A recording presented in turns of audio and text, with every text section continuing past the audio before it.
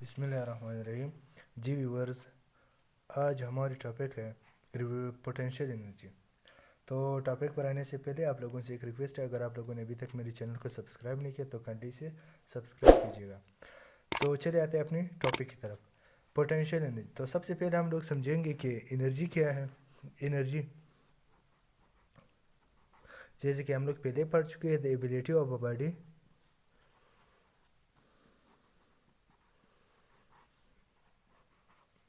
Body to do work. किसी body में काम करने की सलाहियत को हम लोग एनर्जी कहते हैं। अब आते हैं पोटेंशियल एनर्जी की तरफ। तो पोटेंशियल एनर्जी क्या है?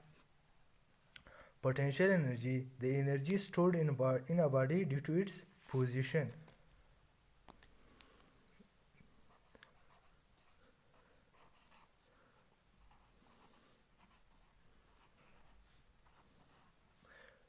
Potential energy,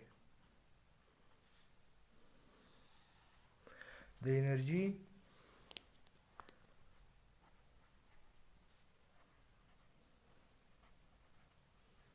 stored in a body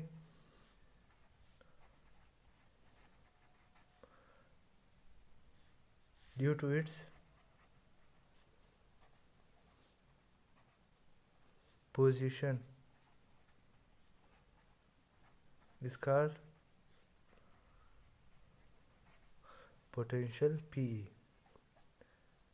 अगर किसी बॉडी में पोजीशन की वजह से एनर्जी स्टोर हो तो इसे हम लोग पोटेंशियल एनर्जी का नाम देते हैं। लेट सपोज हम लोग एग्जांपल लेते हैं, एक एप्पल की जो एक ट्री बना लेते हैं। ये एक ट्री है, लेट सपोज ये एक एप्पल है जो ट्री के साथ लटका हुआ है। अब ये एप्पल चूंकि अभी रेस्ट में है, जब ये गिरेगा तो ये ग्राउंड से तकरीबन, ये लेट सपोज हम लोग ग्राउंड लेते हैं, तो ये ग्राउंड से इसका फासला जो है वो एच है। तो ये ज़मीन से एक ख़ास फासले पे है। इट मीन्स कि इसमें एनर्जी स्टोर है, क्योंकि इसकी पोजीशन की वजह से, क्योंकि इसकी पोजीशन ऊपर है। तो इस पे ग्रेविटी भी अप्लाई होगी। तो ग्रेविटेशनल फोर्स किस चीज़ के बराबर होगा? इसके वेट के बराबर होगा। तो इसका वेट जो है वो डाउनवर्ड है। अब अगर हम लोग देख ले तो वेट फोर्स के बराबर है। वेट हमारे पास फोर्स के बराबर है, या force is equal to weight is equal to mg, gravitational acceleration के बराबर है। वेट फोर्स हमारे पास यहाँ पे ग्रेविटेशनल एक्सेलरेशन के बराबर है। अगर हम लोग देख ले वर्क का जो डिफिनेशन है वो हमारे पास है W is equal to FD, force and distance in the direction of force. ये हमारे पास वर्क का फार्मूला है। अब हम लोग देखते हैं कि यहाँ हमारे पास वाकई वर्क हुआ या नहीं हुआ।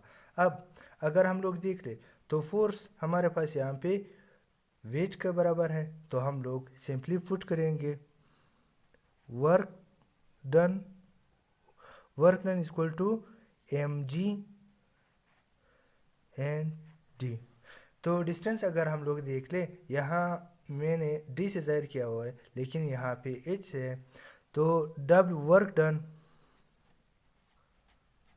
Work done is equal to mgh। Work done हमारे पास किस चीज़ के बराबर हुआ? mgh के बराबर हुआ। तो इसी वर्क डन को हम लोग पोटेंशियल एनर्जी का नाम देते हैं। पोटेंशियल एनर्जी क्या हुआ? The energy stored in a body due to its position. अगर पोजीशन की वजह से किसी बॉडी में एनर्जी स्टोर हो तो उसे हम लोग पोटेंशियल एनर्जी कहते हैं।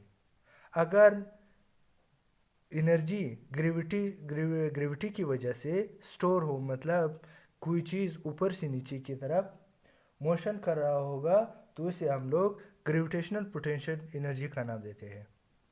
तो यहाँ पे इस केस में हमारे पास ग्रेविटेशनल पोटेंशियल एनर्जी है।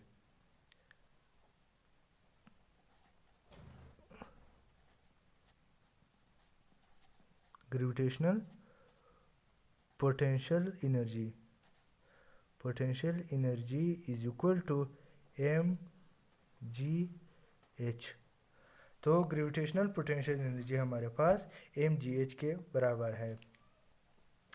अगर हम लोग ग्रेविटेशनल पोटेंशियल एनर्जी को हम लोग डिफाइन करना चाहे तो हम लोग कुछ यूँ कर सकते हैं, the energy is stored in a body due to its height की वजह से। पोटेंशियल एनर्जी में हम लोग पोजीशन की बात कर रहे थे। पोजीशन कुछ भी हो सकता है, एक्स एक्सिस पे भी हो सकता है, वाई एक्सिस पे भी हो सकता है, लेकिन हॉरिजॉन्टल भी हो सकता है, वर्टिकल भी हो सकता है। लेकिन यहाँ ग्रेविटेशनल पोटेंशियल एनर्जी में हम लोग हाइट की बात करेंगे। हाइट की वजह से जो एनर्जी स्टोर हो उसे हम लोग ग्रेविटेशनल पोटेंशियल एनर्जी कहते हैं। अभी हम दूसरी एग्जांपल लेंगे। दूसरी एग्जांपल अगर हम लोग लेना चाहे तो हम लोग बो एंड एरो के ले सकते हैं। ये लेट सपोज ये बो है, यहाँ हम लोग एरो लगा लेंगे। जब हम इसे स्ट्रेच करेंगे, अगर हम लोग अभी इसकी ओरिजिनल पोजीशन या ओरिजिन यहाँ पे है, इसे हम लोग स्ट्रेच करने के बाद तो इसकी जो इलास्टिसिटी है वो बढ़ जाएगी। इलास्टिसिटी बढ़ने के बाद इसमें एक एनर्जी स्टोर होगी जो एरो को मिलेगी और एरो को मतलब बाहर की तरफ ले जाने में मदद देगी। तो ये भी एनर्जी है जो हाइट डिस्टेंस तय करने के बाद हाइट की वजह से या पोजीशन की वजह से स्टोर हुई। लेकिन इस एनर्जी को हम लोग इलास्टिक पोटेंशियल एनर्जी कहते हैं, क्योंकि ये जो रबड़ हम लोगों ने बो के साथ लगाया हुआ था उसकी स्ट्रेचनेस की वजह से प्रोड्यूस हुआ, तो इसे हम लोग इलास्टिक पोटेंशियल एनर्जी का नाम देते हैं। अब इसे एक रिलेटेड एग्जांपल, अब पोटेंशियल एनर्जी से रिलेटेड एक एग्जांपल मैं पहले ही लिख चुका हूँ। इसमें ये कह रहे हैं कि a body of mass m 50 kg एक बॉडी है जिसकी मास 50 kg है। रेस्ट टू अ हाइट, एक हाइट पर हम लोग ले गए ऑफ 3 मीटर 3 मीटर की हाइट पर हम लोग एक बॉडी ले गए जिसकी मास जो है वो 50 kg है। और अब बताए कि इसकी एनर्जी पोटेंशियल एनर्जी कितनी होगी। अब सबसे पहले हम लोगों ने ये देखना है कि गिवन डेटा हमारे पास क्या है। गिवन डेटा हमारे पास मास है 50 kg, हाइट है 3 मीटर, वैल्यू ऑफ जी भी हमें दी हुई है। अब अगर हमें क्या मालूम करना है, पोटेंशियल एनर्जी। ये चीज़ हम लोगों ने फाइंड करनी। जैसे कि हम लोगों ने पहले ये फार्मूला प्रूफ किया है कि potential energy is equal to mgh।